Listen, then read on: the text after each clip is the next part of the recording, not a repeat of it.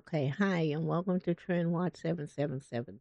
Okay, now I came across something on the internet about the FBI investigating a possible biohazard or biochemical lab that's in a neighborhood in someone's personal home in Las Vegas. So I'm going to switch over here. We're going to read this a little bit of this, and then I am going to show you a video, and then I'm going to read another article that's more in depth with the situation. So, the FBI and local law enforcement have conducted an investigation into a possible biological laboratory found inside a home in Las Vegas. The search warrant was executed on January the 31st, October the 2020. Um, January the 31st, 2025, and evidence of possible biological material, including refrigerators with vials containing unknown liquids, was discovered. The investigation is ongoing, and the substances found are still under analysis to determine their nature and a potential danger. The case has drawn attention due to its potential connection to illegal medical research and the involvement of a Chinese national in the previous investigation. And that previous investigation was back in 2023. So I'm going to switch over here and we're going to watch a video. So shout out to ABC News for covering this story. Laboratory allegedly operating inside a home in Las Vegas. Multiple law enforcement agencies executed a search warrant on Saturday morning. Investigators say they discovered refrigerators with vials containing unknown liquids. Here's ABC's Melissa Don. Tonight, the FBI and Las Vegas police investigating a possible biological lab found inside a Nevada home. Authorities executing a search warrant Saturday morning. This is an isolated incident, and there is no threat to the public as we stand here today. Authorities releasing this video showing officers in hazmat suits searching the property. They say finding vials containing I think, in my opinion, he said there's no threat to the public as we know so far. But anytime you see authorities in hazmat suits in a local neighborhood, your neighborhood, then I think that does cause maybe cause for alarm.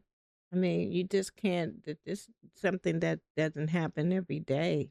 unknown liquids. Our teams went inside and found evidence of possible biological material. Authorities calling it a complex investigation that could take days.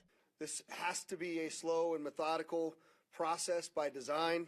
We have to take these situations very seriously, and we take all necessary precautions to keep our personnel and community safe. Law enforcement say they took a suspect into custody. Lindsay, this is an unusual case. The FBI says it is sending several specialized teams to help in the investigation. Lindsay? Melissa, thank you. Okay, so again, FBI is shout investigating out a and possible thank you to ABC News for covering this story. So now there's another, let me see, where am I?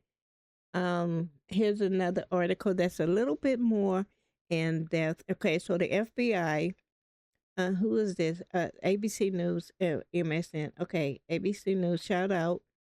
Okay, FBI investigating possible biological lab operating inside a Las Vegas home, sources. All right, so local and federal investigators in Las Vegas are actively working to determine whether substances were found inside a home described as a possible biological lab, law enforcement sources told ABC News. Now, officials searched the scene on Saturday morning, with investigators saying they are currently uncertain exactly what was found. Now, according to sources, the investigation began as a code violation call when authorities began to suspect that illegal medical type biological research materials might be stored at the property. The Joint Terrorism Task Force took over the investigation. So, what to know about the fusarium? Some kind of weird word That's FUSARIUMGRAMINERUM. Their biological pathogen allegedly smuggled into the U.S. So investigators removed materials found in valves and plan to transport them to the county secure health facility for testing to determine whether they are harmful. Now, law enforcement has not yet determined what the recovered materials are or whether they pose any danger.